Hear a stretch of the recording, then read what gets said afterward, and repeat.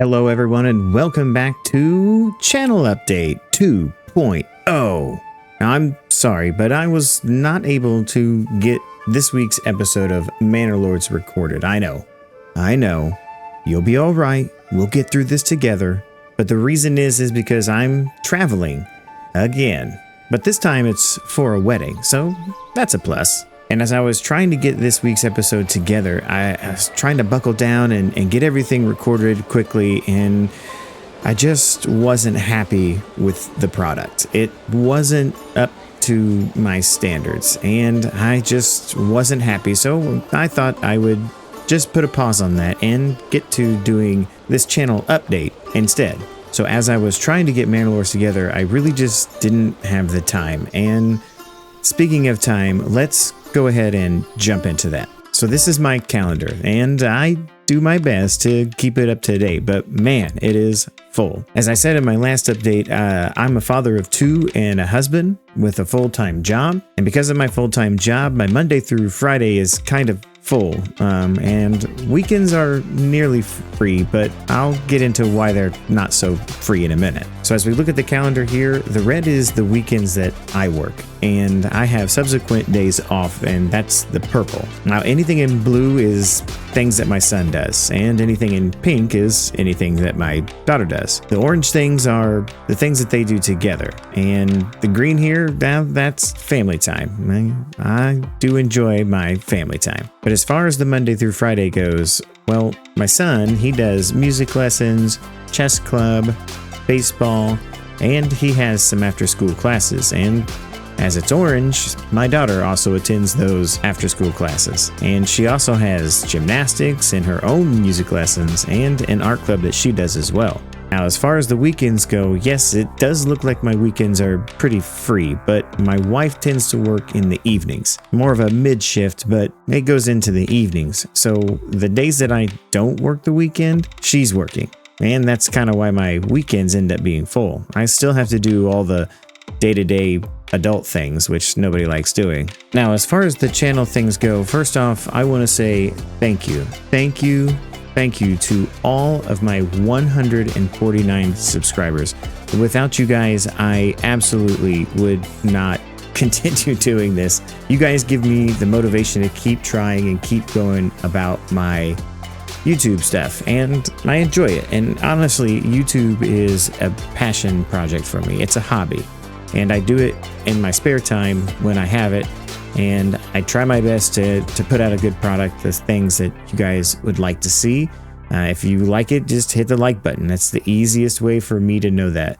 If you have something to say about the videos, leave a comment and I'll respond as soon as I possibly can. I do have it on my phone so I can respond quickly, but I don't always get to it in a timely manner, as probably some of you have seen.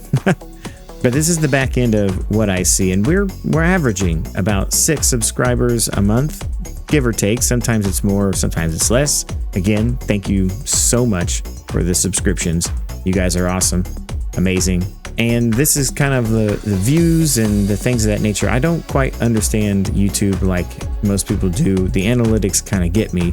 I do love numbers, but there's peaks and valleys here. So some videos I do, they get huge numbers of views, and okay, great, I love it, it makes me happy.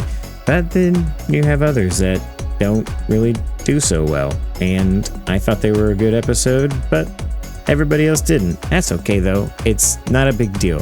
I'm still learning YouTube. I've been doing this for like a year and a half now, I believe, just over a year and a half. So I'm still learning YouTube, and it's amazing because you have videos like this one here, Mars First Logistics. It still gets me views to this day, and it's my best playing video of all time. It has the most views of every video I've ever put out, and it continues to get views. It's crazy. I don't know what it is about this one. I've watched it a couple times myself to try to see what it was, but with 13 subscribers, 2.7k views, I mean, it's pretty fantastic, and it's a good one. If you haven't seen it, go check it out. It's a good watch, really. I guess for some people. But I'm looking towards the future of what games that I want to be playing here coming up, and there are quite a few really cool games coming that I want to play, and we'll get into that a little bit later. But first I want to start off with Manor Lords. We are getting really close to being at the end of Manor Lords, I think. And we should only have about 1 to 2 more videos left of Manor Lords before I think it's really complete. I think we'll beat old Lord Grumpy Face and we'll be kind of done with it, because we just got to the point where we conquered one of his lands and we're getting ready to kind of occupy that territory and do some things there that I think we'll have a lot of fun doing, making like a little outpost and things of that nature. That's kind of the goal there, is to start with a small outpost. And we built our cities that we currently have pretty big, and Hogwarts, it pretty much sustains the entirety of my playthrough. If it wasn't for that city, we would not be able to do anything. We wouldn't have any monies or anything like that. So it's pretty stable, I think, right now. Maybe, I don't know. That'll all change probably. So we have 2 forces that we're going to be using to continue to pester old Lord Grumpy Pants, and that's going to be it. We have our Hogwarts army to start the invasion, and then we probably would have a backup force of Buzzland to help out in that land, and our retinue are looking mighty strong, so we should be able to fend him off pretty easily. Now, the reason we took Selbitz is because it has that rich iron and rich clay deposit, and it has an amazing territory. It also has a really flat area that we can build a lot of houses on, a really big populace if we wanted to, and I'm looking forward to that. But the thing is it doesn't have much for fertility, so we're gonna have to play some tricks and play the game a little bit to get it kind of going. But like I said, I was trying to rush through this and get Selbitz kind of where it was supposed to be, and I just didn't like how it was going. So I think if I just push pause on this for 1 week, it'll be a lot better product next week. Now, as far as what we've got going on for the future, well, man, there are a lot of really good games up and coming that I want to try to play for the channel. So one of the suggestions by people from the Discord has been The Crust, and The Crust is a really, really cool game. So basically you land on the moon or something. I haven't watched very much of this and I don't know everything, but there's a moon base, for lack of a better explanation, as I'm just looking at the trailer, and you mine it, and it's a mining logistics game. So it does tend to get some kind of mixed reviews, so we may just kind of try it out and see what it's like, because there's a couple other games that are coming out that I want to play as well. So one of those other games would probably be Frostpunk 2. So I was a late bloomer for the first Frostpunk. I heard people refer to Frostpunk and I never played it. And honestly, if you know the Frostpunk game, you're gonna be flipping your gourd when you hear me say this, but I got that game about a year ago, maybe a little less. Yeah, I know. I never played it when it first came out. And like I said, people would refer to it and I wouldn't even go look it up because I was like, I don't even know what they're talking about. But I love the first one. I fell in love with it. I downloaded it. I played it for hours. Thought about putting it on the channel, but I didn't. I was like, nah, it's just too old. I don't think it would do well. If you think it would, just leave me a comment and tell me if you would like to see a playthrough of it. Now, I have all of the pieces of the first one. Frostpunk 2 looks amazing. I really want to play it. I want it to be a part of the channel. It may be after other people have already done it, but it looks like a fun game. Maybe it's really difficult. The first one was really hard. I can't tell you how many times I died before I figured it out and kind of had a rhythm going. But yeah, Frostpunk 2, definitely on the list of things to do. The next one is Foundry. Now, I've seen people play Foundry, and it looks really awesome. It looks like something I could really get into. It's another factory logistics game, and I love that kind of stuff, but it's a lot more complicated. It has some pieces to it that I think would be a little bit more difficult than some other logistics games. It has like fracking, and it has these big monolithic structures that you build that take a lot of time to build them and resources. So it would probably be a really lengthy game, and I would have to play big chunks of it, and so it would be very abridged if I did that. It would be big gaps in between what I've built and what I've gotten ready and all that kind of stuff. Now, the other one on the list is Tectonica, and this game has been getting regular updates, and it just keeps getting bigger and better.